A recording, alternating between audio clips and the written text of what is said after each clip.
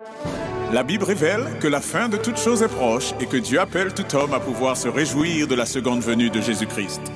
L'objectif de cette présentation est de vous préparer à être du nombre de ceux qui gardent les commandements de Dieu et le témoignage, la foi de Jésus-Christ. Eh bien, bonjour à toutes et à tous et bienvenue à chacun pour ce moment d'étude que nous avons sur ce thème, ce grand thème, que faire pour être sauvé? Et nous allons donc aller de l'avant. Eh bien, nous allons prier et je vous inviterai là où c'est possible à pouvoir prendre la position qui convient pour cela.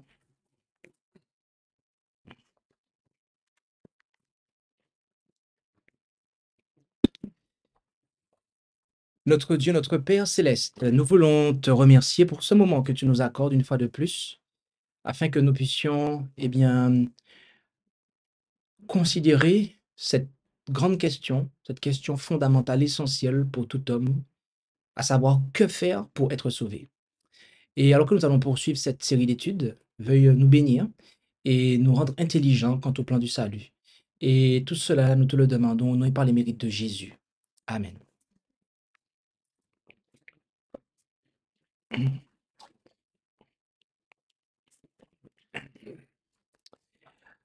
Nous sommes, comme cela a été dit dans notre série d'études, que faire pour être sauvé?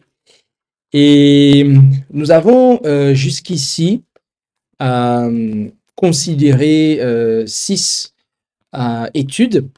La première a été l'amour de Dieu pour l'homme. La seconde a été que le titre était Le pécheur a besoin du Christ. La troisième était de réaliser notre condition. La quatrième portait sur la repentance. La cinquième sur la confession. Et la sixième était sur la consécration. Et aujourd'hui, nous allons considérer la septième étude, donc foi et acceptation. Tel est le titre de notre septième étude de cette série, que faire pour être sauvé? Et donc, nous allons commencer et nous allons avoir, si je ne me trompe pas, 14 questions que nous allons poser. La première d'entre elles est: alors que notre désir de paix et d'harmonie avec Dieu grandit, quelle sera notre réaction venant de Dieu face au mal du péché? Alors que notre désir de paix et d'harmonie avec Dieu grandit, quelle sera notre réaction venant de Dieu face au mal du péché? Et je vous inviterai, de manière à pouvoir répondre à cette question, à vous rendre avec moi en Ézéchiel chapitre 36, verset 31. Où allons-nous? C'est exact. En Ézéchiel chapitre 36 au verset 31. Et là, nous lisons ce qui suit. Il nous est dit, donc, et vous vous souviendrez de votre mauvais train et de vos actions qui n'étaient pas bonnes, et vous aurez horreur de vous-même à cause de vos iniquités et à cause de vos abominations.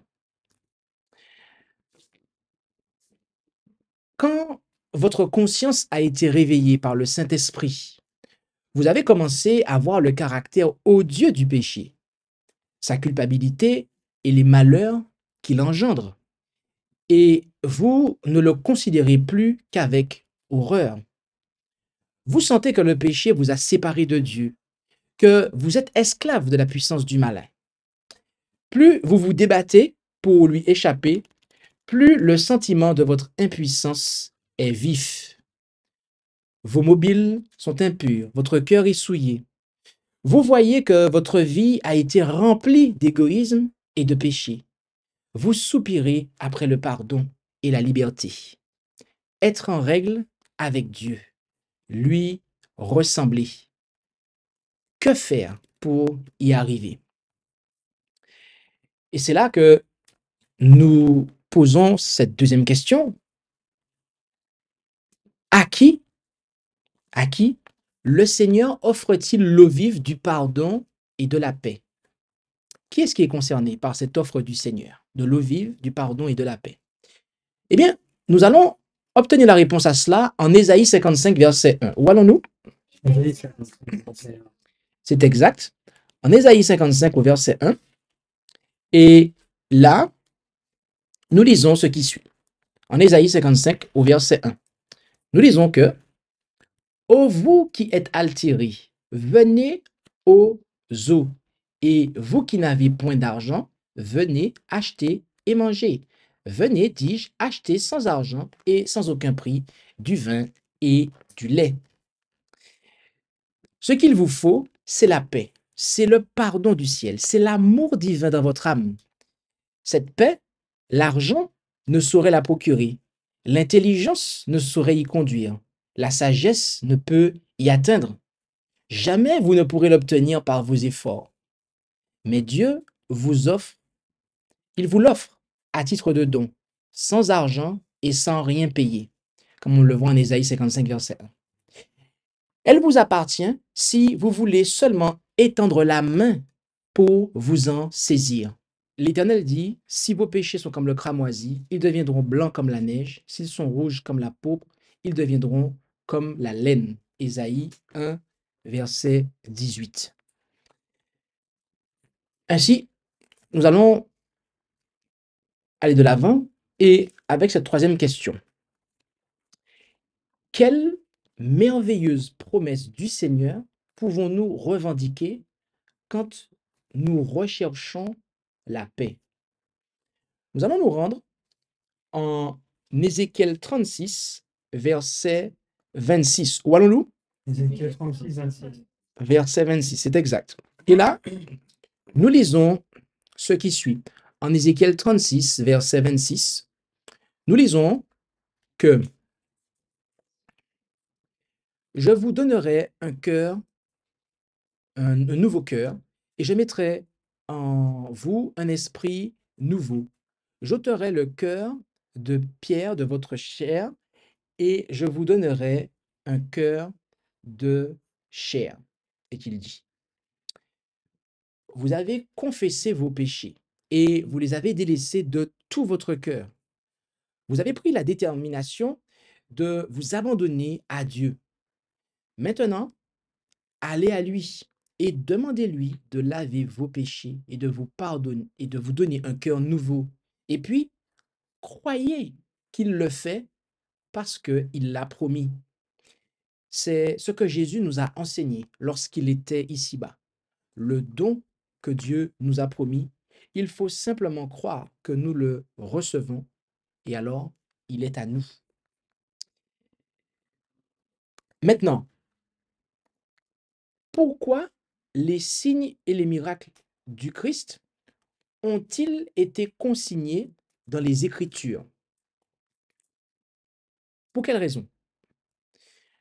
Nous allons obtenir la réponse à cette question en Jean chapitre 20, verset 31. Où allons-nous maintenant? C'est exact. Et là, nous lisons ce qui suit. En Jean chapitre 20, au verset 31, nous lisons ce qui suit. Mais ces choses ont été écrites afin que vous croyiez que Jésus est le Christ, le Fils de Dieu, et qu'en croyant, vous ayez la vie par son nom. Amen. Donc, nous voyons ici pourquoi cela a été consigné, tous les signes, les miracles. C'est pour que nous puissions avoir, eh bien, afin que nous puissions croire que Jésus est le Christ, le Fils de Dieu, et qu'en croyant, eh bien, nous ayons la vie par son nom. C'est pour cela que cela a été consigné. OK? Il nous faut savoir que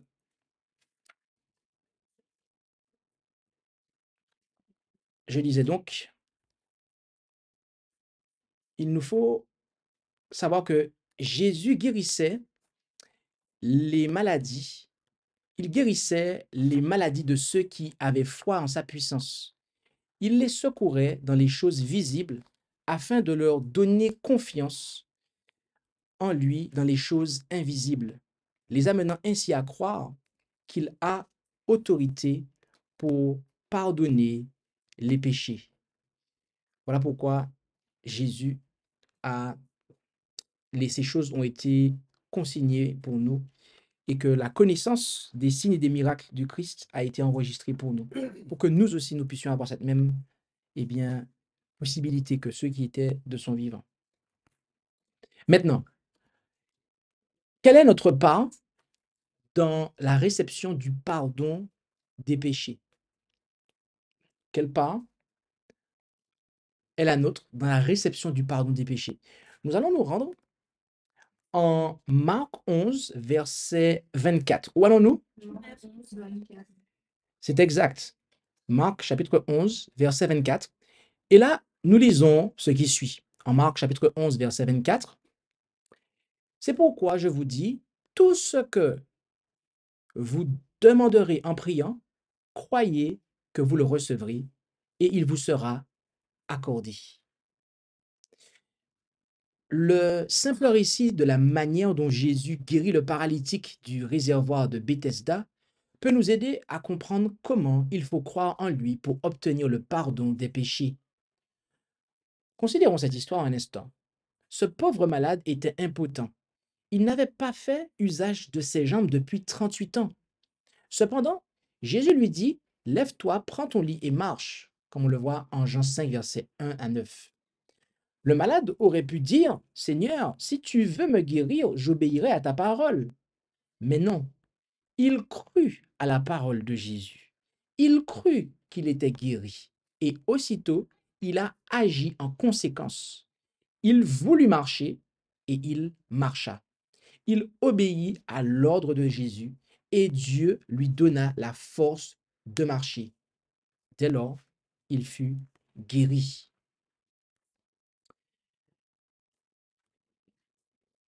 Maintenant, 6e question. Pourquoi ne pouvons-nous pas introduire la sainteté dans notre cœur par nos propres efforts? Pourquoi nous ne pouvons pas, par nos propres efforts, introduire la sainteté dans notre cœur? Nous allons nous rendre en Jérémie, chapitre 17, verset 9. Où allons-nous? Et là, nous allons obtenir la réponse à cette question. Là, il nous est dit ce qui suit. Le cœur est trompeur et désespérément malin par-dessus toute chose. Qui le connaîtra? Bien-aimés, vous et moi, nous sommes pécheurs. Et voyez-vous, vous ne pouvez faire propitiation pour vos péchés passés. Vous ne pouvez changer votre cœur et le sanctifier par vous-même. Mais Dieu promet de faire tout cela pour vous par Jésus-Christ. Vous croyez à cette promesse. Vous confessez vos péchés et vous vous donnez à Dieu. Vous voulez le servir. Eh bien, tout aussi certainement que vous faites cela, Dieu accomplira sa parole à votre égard. Si vous croyez à la promesse, que vos péchés sont pardonnés et que vous êtes purifiés, Dieu transforme votre foi en réalité. Vous êtes guéris, tout aussi certainement que le paralytique auquel Jésus a donné la force de marcher dès qu'il crut à sa guérison. La chose est dès que vous croyez. Dès lors, n'attendez pas de sentir que vous êtes guéri. Mais dites, je le crois, la chose existe. Non parce que je la sens, mais parce que Dieu l'a dit. Amen. Maintenant, si par la foi, nous cherchons le pardon de Dieu, pourquoi pouvons-nous être sûrs de l'avoir reçu? La question n'est pas comment pouvons-nous être sûrs, mais pourquoi pouvons-nous être sûrs de l'avoir reçu? Si, par la foi, nous cherchons le pardon de Dieu. Nous allons obtenir la réponse à cette question dans un passage qui se trouve en Matthieu 7, verset 11. Voilà-nous? C'est exact. Et là, en Matthieu 7, verset 11, nous lisons ce qui suit. Matthieu 7, verset 11. Là, nous lisons donc ce qui suit. Si donc, vous qui êtes mauvais, savez bien donner à vos enfants de bonnes choses, combien plus votre Père qui est dans les cieux donnera-t-il des biens à ceux qui les lui demandent? Jésus nous dit, tout ce que vous demanderez en priant, croyez que vous l'avez reçu et vous le verrez s'accomplir. Tout à l'heure, on l'a vu, Marc 11, verset 24. Mais une condition est liée à cette promesse. Notre requête doit être conforme à la volonté de Dieu. Ok? Or, c'est la volonté de Dieu de nous purifier de tout péché, de faire de nous ses enfants et de nous permettre de vivre saintement, c'est-à-dire dans la sainteté. Vous allez demander à Dieu une Ferrari, une Porsche, un hôtel 5 étoiles. Dieu ne va pas nécessairement vous l'accorder puisque vous n'en avez pas besoin. Mais par contre, lorsque l'on demande à Dieu d'être purifié du péché, est-ce que Dieu peut négocier avec nous, nous dire non, tu n'en as pas besoin C'est la volonté de Dieu qu'on soit purifié du péché, en fait. Donc, Dieu va. Ça, c'est une prière que Dieu va obligatoirement, à laquelle il va répondre de manière positive. Nous pouvons donc demander ces grâces, croire que que nous les recevons et remercier Dieu de nous les avoir accordées.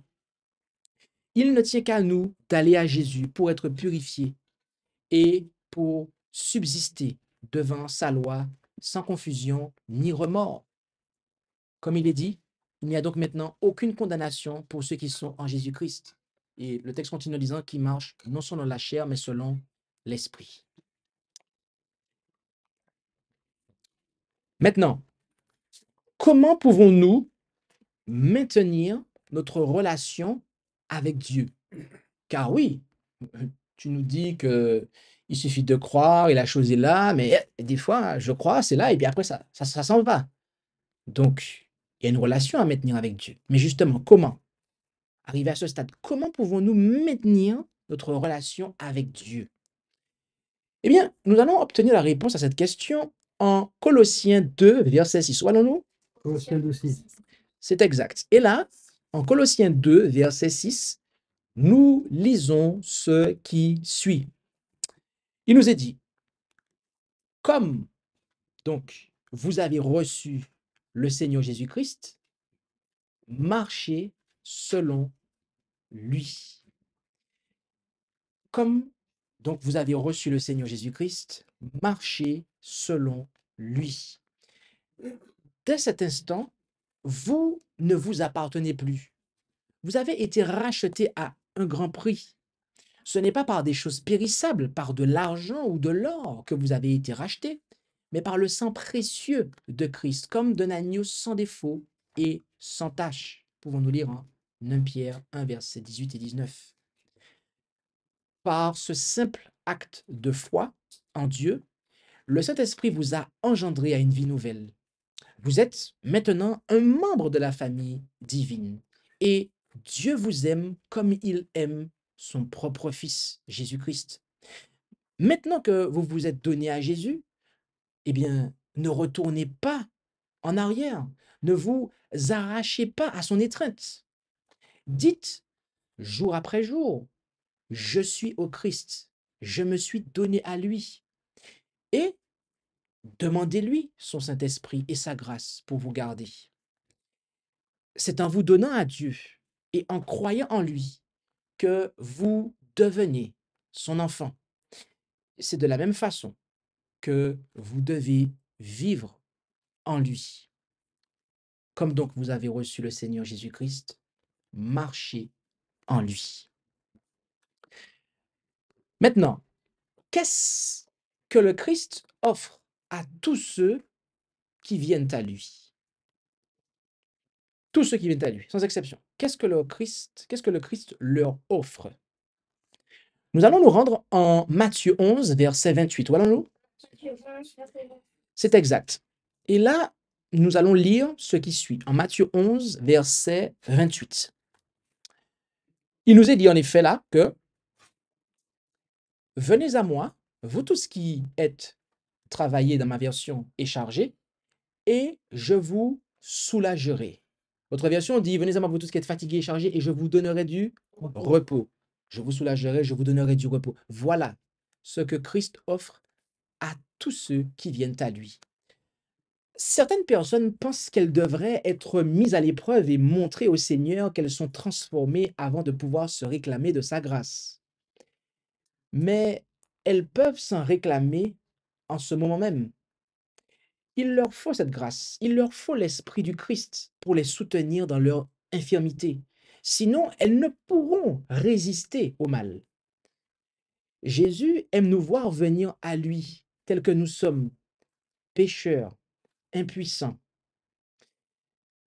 Nous pouvons aller à lui et nous jeter à ses pieds avec nos faiblesses, nos égarements, nos péchés. Il met sa gloire à nous combler de son amour, à panser nos blessures et à nous purifier de toute impureté.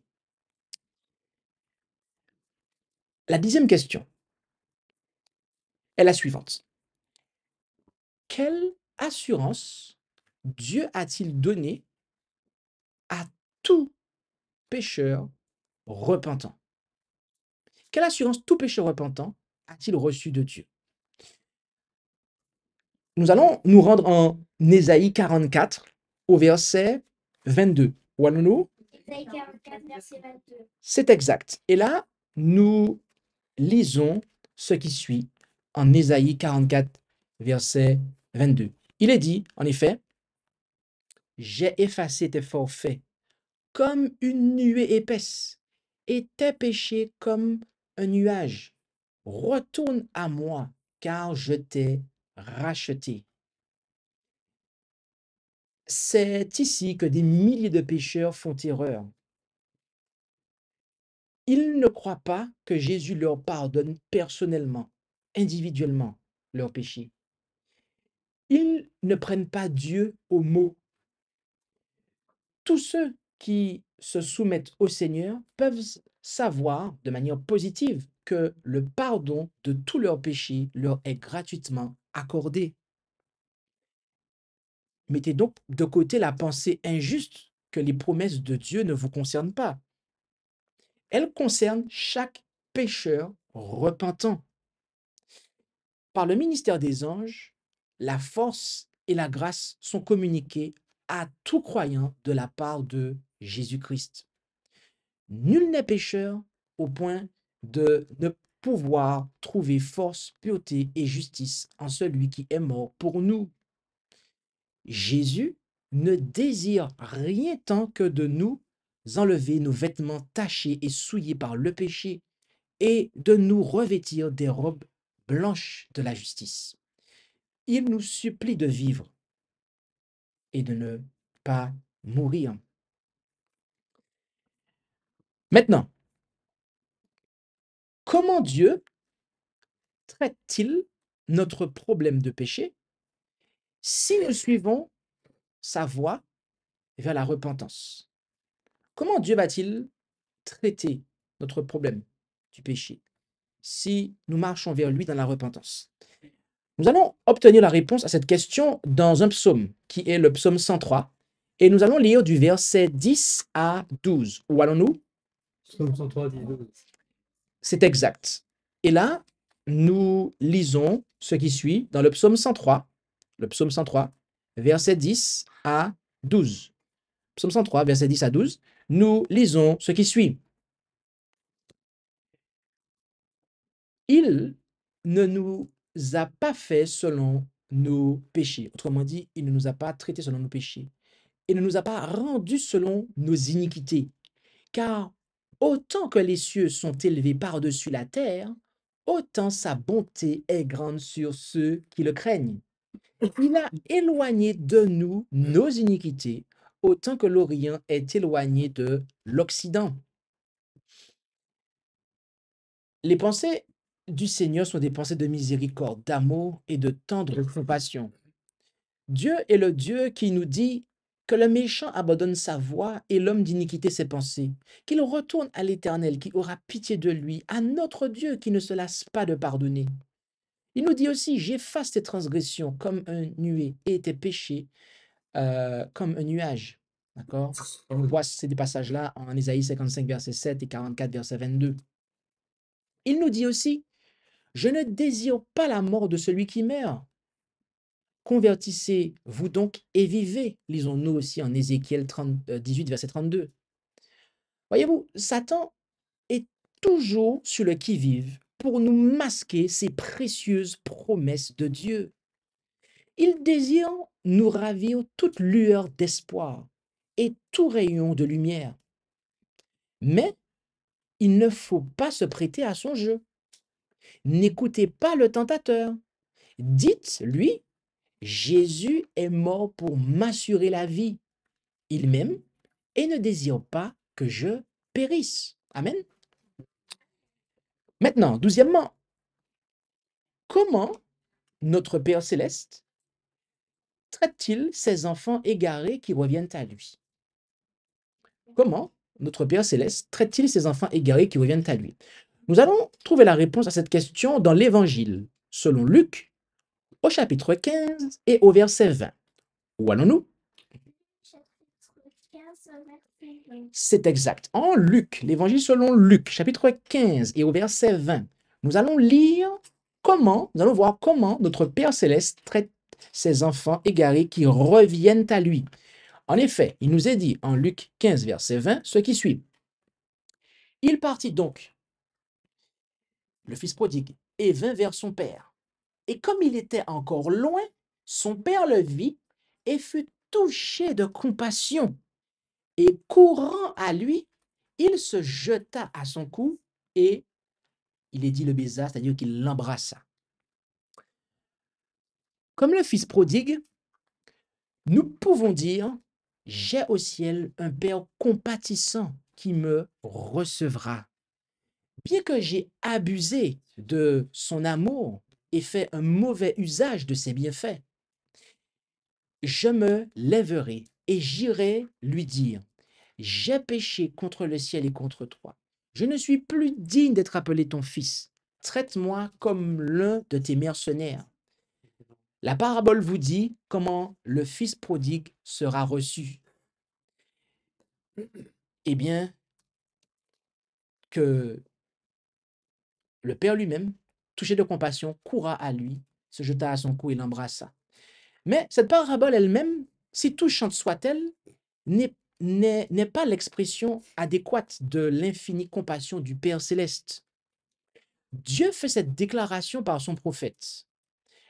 Je t'aime d'un amour éternel, lisons-nous en Jérémie 31, verset 3. Alors même que le fils est éloigné de la maison paternelle, gaspillant ses biens dans un pays étranger, le cœur du Père soupire après lui. Et chaque désir qui s'éveille dans l'âme du malheureux et le pousse vers Dieu n'est que le tendre plaidoyer de l'Esprit Saint qui le sollicite, le supplie et l'attire vers son Père. Voilà cet aspect que cette parabole eh bien, est limitée pour nous transmettre de comment le Père céleste eh bien, nous accueille, parce qu'en définitive, il ne fait pas que nous accueillir, mais il nous appelle par son Saint-Esprit. 13e, donc, maintenant, quelle promesse est donnée à tous ceux qui cherchent le Seigneur? Oui, tous ceux qui cherchent le Seigneur. Quelle promesse leur est donnée? Nous allons nous rendre dans l'Évangile selon Jean, chapitre 6, au verset 37. Où allons-nous maintenant? 6,37, mais quel évangile? Jean.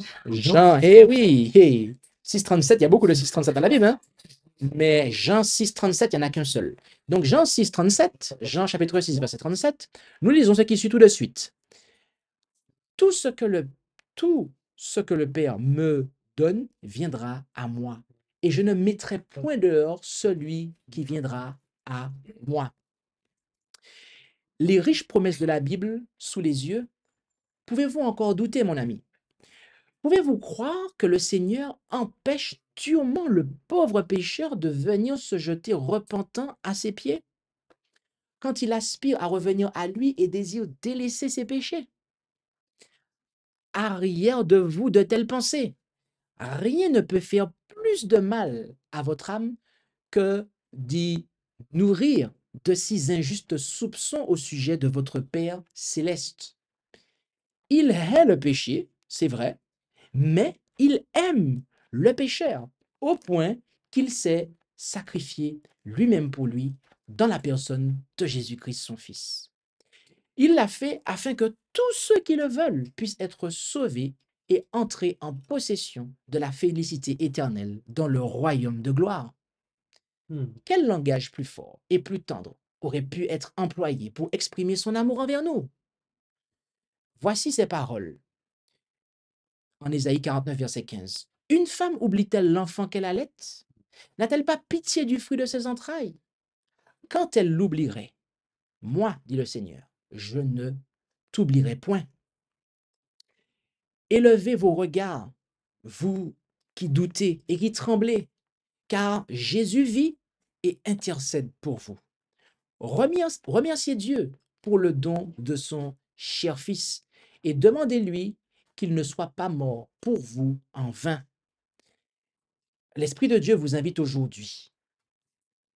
Venez à Jésus de tout votre cœur et vous pourrez vous réclamer de sa grâce. En lisant les promesses divines, souvenez-vous qu'elles sont l'expression d'un amour et d'une compassion inexprimables. Quand, je veux dire, le grand cœur de l'amour infini se penche irrésistiblement vers le pécheur.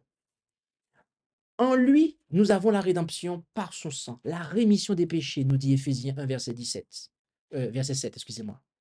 Oui, bien-aimés, croyez seulement que Dieu est votre secours. Il désire restaurer dans l'homme son image morale. Quand vous vous approcherez de lui par la confession et la repentance, que se passera-t-il? Eh bien, lui s'approchera de vous avec la miséricorde et le pardon. Amen. Dernière question. Quelles sont les promesses bénies auxquelles tous les enfants de Dieu peuvent prétendre? Quelles sont ces promesses? Eh bien, nous allons prendre deux passages, un dans l'Ancien et un autre dans le Nouveau Testament. Le premier passage se trouve en Ésaïe 49, verset 15. Où est-il? 49. Verset 15, c'est ça, c'est le premier passage. Et le deuxième passage se trouve en Hébreux 13, verset 5. Où est-il? Hébreux 13, 5. C'est exact. Et on va les lire dans la foulée. Lisons ça ensemble. On l'a vu tout à l'heure, hein? Ésaïe 49, verset 15. La femme peut-elle oublier son enfant qu'elle allait et n'avoir pas pitié du fils de ses entrailles? Mais quand les femmes les auraient oubliés, encore, ne t'oublierai-je pas, moi. Et maintenant, Hébreux 13, verset 5. Que vos mœurs soient sans avarice, étant contents de ce que vous avez. Car Dieu lui-même a dit, je ne te laisserai point, je ne t'abandonnerai point. Amen. Voilà les promesses bénies auxquelles tous les enfants de Dieu peuvent prétendre, à savoir que quand bien même nos parents pourraient nous abandonner, notamment une mère qui abandonne son enfant, c'est quelque chose qui est peu concevable, mais cela peut arriver même sur cette terre. Le Seigneur ne nous abandonne pas, il ne nous laisse point, il ne nous délaisse point.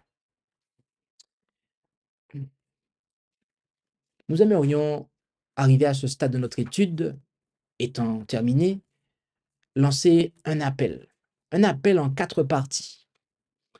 Et comme vous le savez, pour ceux qui suivent cette série d'études, pour ceux qui ne le savent pas, qui nous rejoignent, eh bien, il s'agit de déclarations affirmatives et l'appel consiste à se positionner dans les 2 réponses possibles, oui ou indécision. La première affirmation est la suivante. En étudiant la parole de Dieu, j'ai senti son esprit frapper à la porte de mon cœur, comme on peut le voir en Apocalypse 3, verset 20. Est-ce le cas pour toi, mon ami? Oui. Est-ce que, en étudiant la parole de Dieu, notamment dans ce que nous avons considéré jusqu'ici, le Saint-Esprit, eh bien, a frappé à la porte de ton cœur? Est-ce le cas? Ou préfères-tu, eh bien, ne pas te positionner? Deuxièmement, je réalise que je suis un pécheur perdu qui a besoin d'un sauveur. En effet, tous ont péché et sont privés de la gloire de Dieu, nous est-il dit. Est-ce que tu réalises que c'est ton cas, mon ami? Ou préfères-tu te réfugier dans la décision? Troisièmement, je suis étonné que Dieu ait démontré son amour en envoyant son Fils Jésus pour me sauver du péché et de la destruction, comme on peut le voir en Jean 3, 16 et 17. Et je sais que Jésus, donc, est la seule porte du salut, comme on peut le voir en Jean 10, verset 9. Que réponds-tu à cela, mon ami? Comment te positionnes-tu? Est-ce dans l'affirmative ou dans l'indécision? Et dernière déclaration, je comprends que si je confesse mes péchés d'un cœur sincère, le sang précieux de Jésus me purifiera de toute injustice, toute iniquité, comme on peut le voir en 1 Jean 1, verset 9. Que réponds-tu à cela? Oui? Es-tu sûr de cela? Ou te positionnes-tu de manière indécise? Alors, arrivé à ce stade, nous voulons dire ce qui suit. Si vous avez répondu oui à toutes les questions précédentes, eh bien, je vous invite à prendre la décision la plus importante de votre vie. Par la foi, vous pouvez recevoir Jésus comme votre sauveur personnel et faire l'expérience de sa grande paix, de sa puissance et de son amour inébranlable dans votre vie. Il vous suffit de prier comme suit, d'un cœur sincère. Cher Père céleste, je sais que je suis pécheur et je crois que tu as envoyé ton Fils mourir pour moi. Je demande par la foi, en la foi, à recevoir Jésus comme mon sauveur et à ce que son sang précieux couvre mes nombreux péchés. Et arrivé à ce stade de la prière que vous faites à Dieu, eh bien, vous devez dire à Dieu vos péchés, que vous connaissez, que par son Saint-Esprit, il vous a remis à l'esprit. OK? Par le Saint-Esprit, rappelez-vous, certainement vous avez répondu oui, que le Saint-Esprit travaille, il frappe à la porte de votre cœur. Donc, il vous fait remonter les péchés que vous avez commis. Et donc, arrivé à ce stade de votre prière, seul à seul devant Dieu, eh bien, vous dites à Dieu ce péché-là. OK? Vous demandez à Dieu de vous pardonner tel péché, ce péché-là, quand j'ai fait ci, quand j'ai fait ça, etc., devant Dieu. Puis vous continuez en disant, je choisis de me détourner de mes habitudes pécheresses et je te demande de devenir le Seigneur de ma vie, au nom de Jésus. Amen. Alléluia donc. Après cette prière, eh bien, vous pouvez ou non vous sentir différent, mais grâce à votre foi, vous êtes un enfant de Dieu racheté et une nouvelle créature en Jésus-Christ. Maintenant, comme le sarment à la vigne, eh bien, demeurez en lui à chaque instant. Et un jour, il viendra vous chercher. Il viendra vous chercher pour vous emmener dans votre nouvelle maison avec lui, dans les cieux, conformément à la promesse de Jean 14, versets 1 à 3. Amen. Eh bien, nous sommes arrivés à la fin de cette étude. Et donc, si vous avez des questions par rapport à cette étude, vous êtes invités à pouvoir eh bien, poser votre question, vos questions, et assurément, nous y répondrons pour que eh bien, vous puissiez être éclairés sur une incompréhension qui aurait émané, qui auraient pu subsister suite à cette étude de la parole.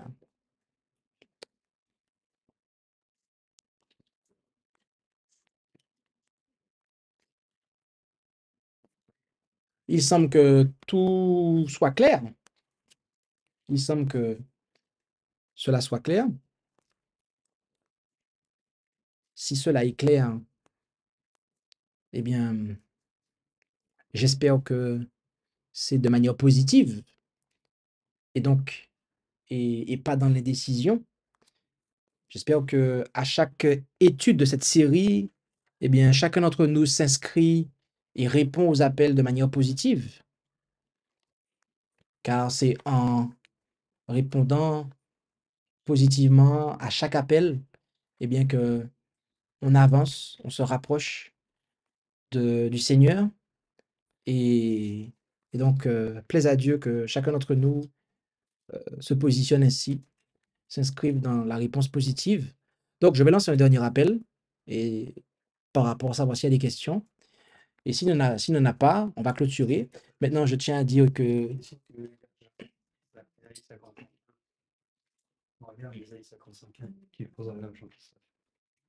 il y a une question donc qui a été posée. C'est concernant Ésaïe 55, verset 1, donc, où il nous est dit ô vous, tout ce qui est altéré, venez aux eaux, et vous qui n'avez point d'argent, venez acheter et manger, venez, dis-je, acheter sans argent et sans aucun prix du vin et du lait. Alors, ici, la première chose qu'il nous faut réaliser, alors la question est, donc ce vin-là, est-ce que ce serait un vin euh, alcoolisé? Et si c'est le cas, est-ce que c'est bien traduit, etc. D'accord. Donc, alors, il faut savoir que déjà, cela est bien traduit. Ce terme, effectivement, est convenablement traduit et il signifie vin, d'accord? Et je tiens à le préciser que le terme est convenablement traduit, d'accord? Maintenant, est-ce que on nous parle ici au sens littéral? Voilà. Alors, au sens littéral, la réponse va être non, puisque on vous dit de venir acheter sans argent. Je ne sais pas si, littéralement parlant, vous avez déjà vu un magasin où vous pouvez acheter sans argent. Enfin, si vous achetez sans argent, disons-le franchement, c'est un don, c'est plus un achat. Donc ici, le vin n'est de ce fait certainement pas littéral, pas plus que le lait, d'accord? Et Dieu, là c'est Dieu qui par son prophète lance l'appel. Je ne pense pas qu'on ait vu sur terre un supermarché ou une petite épicerie qui serait détenue par Dieu, où Dieu distribuerait à manger et à boire. Donc non, bien entendu, tout cela n'est pas littéral. Ce sont, eh bien, c'est un langage qui est employé de manière à ce que les personnes de l'époque, eh bien, puissent comprendre. En effet, euh, ici, l'explication qui s'impose par rapport à cela, c'est que les bénédictions du salut sont représentées par les produits qui, dans l'Orient ancien, étaient considérés comme représentatifs de toutes les bonnes choses de la vie, en fait. D'accord? Autrement dit, tous les besoins du pécheur sont satisfaits en Christ. Voilà. Donc, c'est simplement cela, la signification. Cela n'est pas pris au sens littéral, n'est pas à prendre au sens littéral, euh, puisque s'il nous fallait le prendre au sens littéral, eh ben, j'aimerais bien savoir où est la boutique de Dieu. Généralement, nous, on va pour pas les citer, on va chez les Carrefour, Leclerc, Lidl, ou c'est pas Dieu qui détient ces boutiques-là, en fait. Voilà. Voilà. Donc non, là, c'est vraiment, c'est vraiment un langage qui est emprunté à l'Orient ancien et pour symboliser toutes les bonnes choses du plan du salut, parce que cela représentait, c'était considéré comme représentatif des bonnes choses de la vie de cette époque-là. Donc voilà. S'il y a dans un psaume, je sais plus c'est lequel, si c'est le 103 ou 104 qui dit que le vin qui réjouit le cœur de l'homme.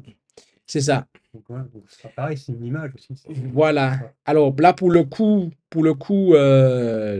quand les gens effectivement boivent du vin alcoolisé, ah ben, ils sont dans un état D'ébriété. d'ébriété, mais ils sont intoxiqués en fait. Ils n'ont pas, ils se trompent eux-mêmes en fait. Ils se trompent eux-mêmes. Donc, il n'y a pas de problème de traduction. Il y a simplement une question d'interprétation ici. D'accord? Mhm. Il faut savoir, là, c'est, comme je l'explique un petit peu ce matin dans la présentation, la nature du texte. À quel texte avons-nous affaire? Est-ce un texte historique? Est-ce un texte? Est-ce un évangile? Est-ce une épître? Est-ce une prophétie? Est-ce une poésie? Voilà.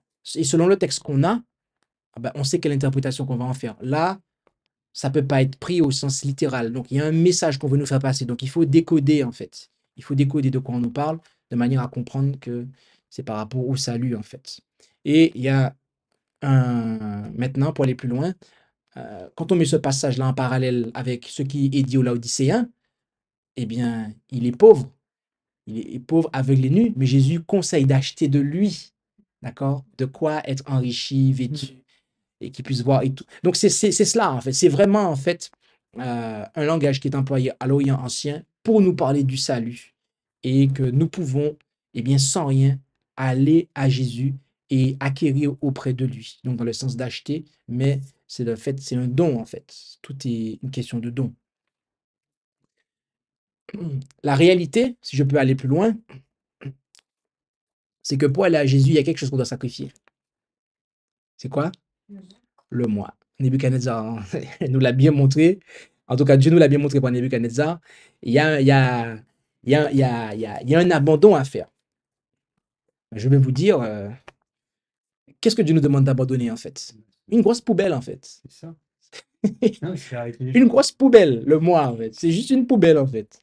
Ça fait- C'est juste un tas c'est un tas, c'est qui un encombrant, c'est c'est une encre qui vous empêche d'avancer. C'est un bon deal, hein? Dieu, c'est un bon deal, hein? De toute façon, si on veut laisser Dieu vivre en nous, c'est qu'il y en a un des deux qui doit mourir. C'est ça. Donc on ne peut pas vivre à deux. Donc je dois mourir pour laisser Dieu vivre en moi. C'est ça. Il faut qu'il grandisse et que je diminue. Le royaume de Dieu. C'est ça. C'est ça. Si le grain tombé en terre ne meurt, Mais il porte pas de fruits. il ne porte pas de fruit. Il reste Donc, seul. on ne peut porter du fruit de la repentance, fruit de l'esprit, que si il y a d'abord la mort au moins. Amen. Il faut mourir tous les jours. Tous les jours, comme dit l'apôtre. Ouais, crucifié tous les jours. Est-ce qu'il y a d'autres questions? S'il n'y en a pas, on va clôturer. On va attendre un petit instant.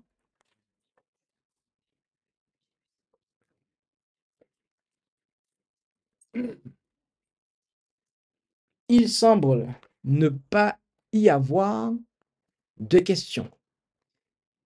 Eh bien, s'il n'y a pas... Amen. Eh bien, je vous invite à prendre la position qui convient avec moi pour la prière finale. Prions donc ensemble pour conclure.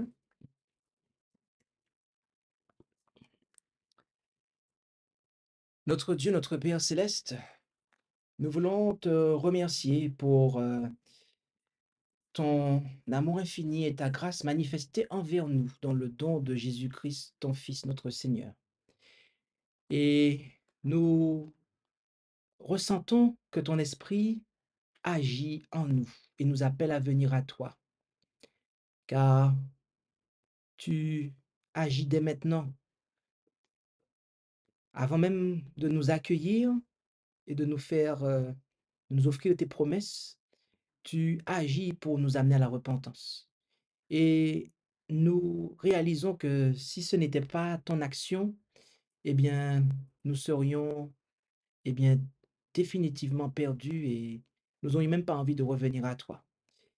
Et nous sommes reconnaissants pour ton amour manifesté en ton Fils Jésus-Christ, pour nous sauver de nos péchés et de la destruction qui attend, eh bien, à celles et ceux qui auront pris une décision contraire à ta volonté.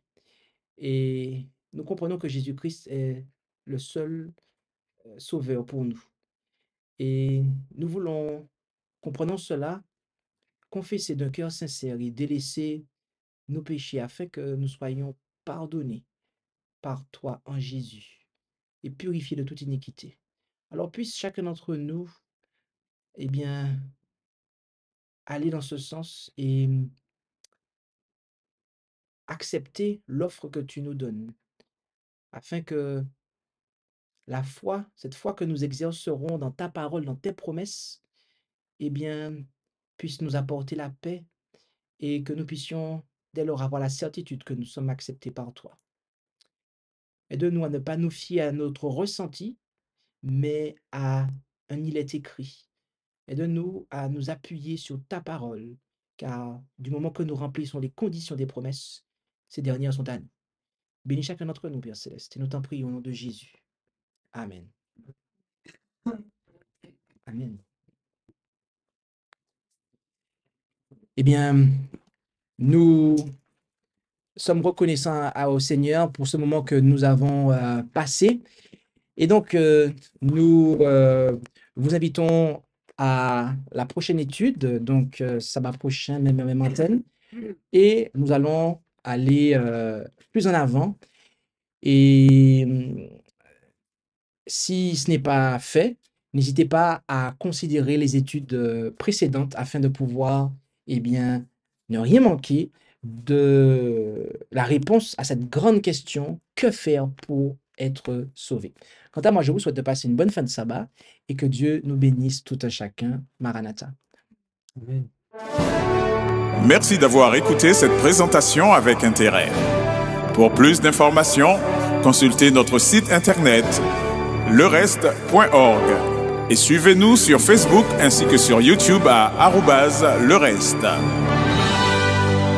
Vous pouvez aussi nous contacter par email à info@lereste.org ou par téléphone au +33 6 12 60 13 69.